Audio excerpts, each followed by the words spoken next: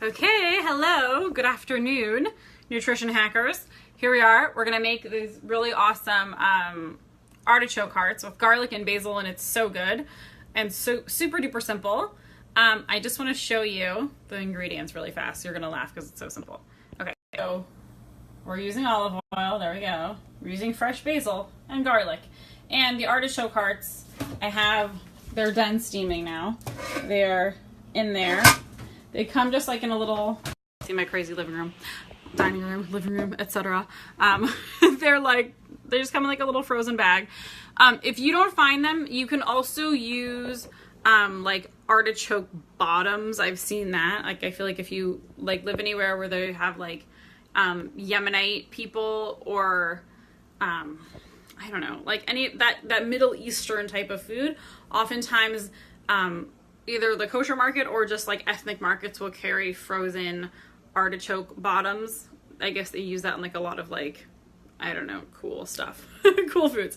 So when I use it for this, not the complicated stuff. I've seen the recipes they use it for, and it's like really 1,000 steps, but this is like really fast. So the steaming takes like 25 minutes sometimes because they are a little bit tough, but you just steam it and walk away. You could boil it, is the truth, and the boiling's a little bit faster.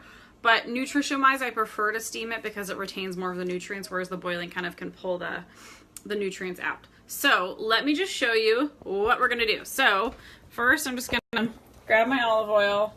As you know, I don't really measure anything. I'm gonna turn my pan, and you can use a big pan or a small pan, doesn't really matter. Right, there we go. I'm gonna turn it on like 3. See that? With like a medium-low flame. Can you see the flame? And I'm just gonna put the oil in there and let it start to heat up. I don't know, I've got like 2 tablespoons. You could also do this with butter if you have good butter. And it's awesome. So there's our oil heating up. And then I'm just gonna chop. Hey there guys. Actually, you know, is it better if I put you here? Is that better at all? I don't know. So no, I feel the lighting is weird. Anyways, not like you care about the lighting. Okay, so then I just have my garlic. Sometimes I use like more than 1 clove, but this one I'm gonna try and see if my kids will like it, and I'm afraid if I use more it'll be like too garlicky. And I know normally you always see me just throwing garlic in the pan, but for this I'm gonna cut it up because I'm actually not even gonna really cook it. Like, I have that oil on really low, and you see I'm cooking it. I'm like cutting it into like, this knife sucks. I have to get a new milking knife. But I'm cutting it into like kind of small pieces. And then I'm gonna let it sit in that oil on like a medium-low flame. I don't want it to like cook. I just want it to kind of like infuse it with flavor.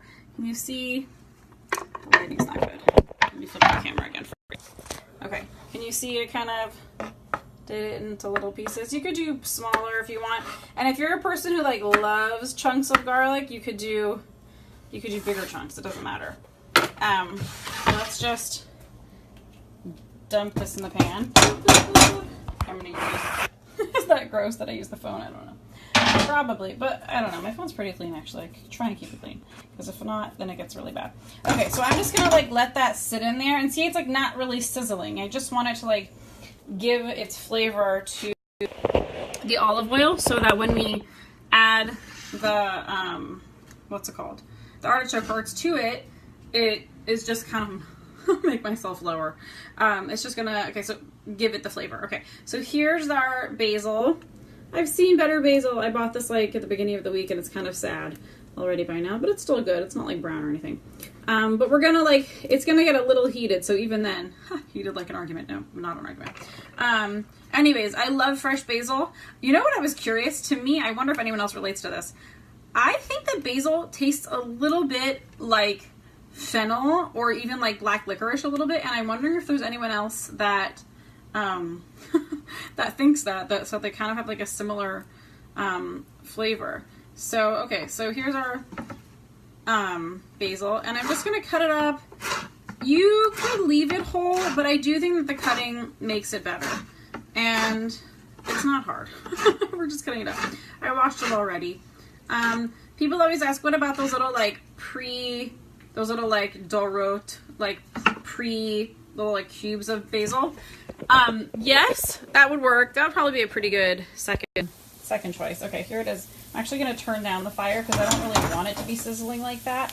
So I just turned it down to like low, which is like a barely there flame. Can you see? And now I'm gonna just see, there's my artichoke hearts that are steamed, and I'm actually just gonna, they're already totally cooked. They just don't taste like anything at this point. So I'm just gonna add them there.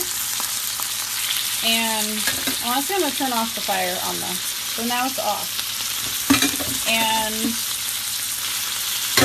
I just want it, because I just want it to get like covered with the flavor. And I'm gonna add, yeah, a bigger pan probably would have been a good idea, but whatever. All my bigger pans were dirty. I'm sure that's happened to you. Okay, so now I'm also just gonna put the basil on there. And so now you see the fire's totally off. So it's just like warm still, so that like the flavors infuse, but nothing's cooking at this point really. Okay, so now I have a spoon, and I'm just gonna, oh, I also have to salt it. Definitely want the salt. So this is my good salt that I like, the real salt. I really recommend real salt. Also, pink Himalayan salt is good, and Celtic sea salt's really good. Basically, you want salt that has a natural color to it, because that indicates that the minerals are still in it. And we want that. Okay, so here we go. We want it to just absorb all the flavor. I don't know if I have any pretty bowls to put it in right now, so we'll just have to look at it in here. But that's basically it. If you want, you know, now that everything's in there, if it looks like a little too wet, that doesn't really look wet to me, is the truth. I think it's kind of absorbing nicely. And then I'll just kind of like let it sit. You could eat it right now for sure. You can also just let it sit to kind of like let the flavors meld. But that's it. That's it. It's done. So you can eat it now. You can serve it later cold, and that's also really good. And if you made it like non-dairy and you want it like that, this pan of mine is a milk pan actually, and when I might just like add a glob of butter on top just to make it even better. And it's really interesting. I feel like artichokes are kind of like a little not celebrated, but they're really awesome.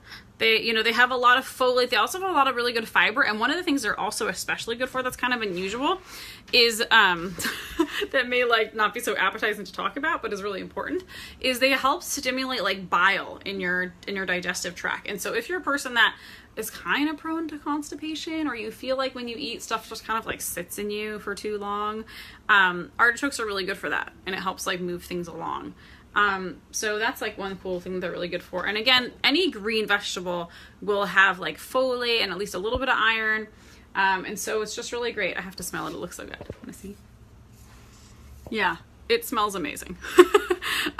So I serve it as like a side salad. For those of you that like do well on bread and like carbs, you could totally serve it like, and like put it like on top of bread. That'd probably be amazing. Yeah, that's that. So it's a really delicious little fast little one. I hope you guys like it. Let me know if you have any questions, and I'll talk to you later. Bye.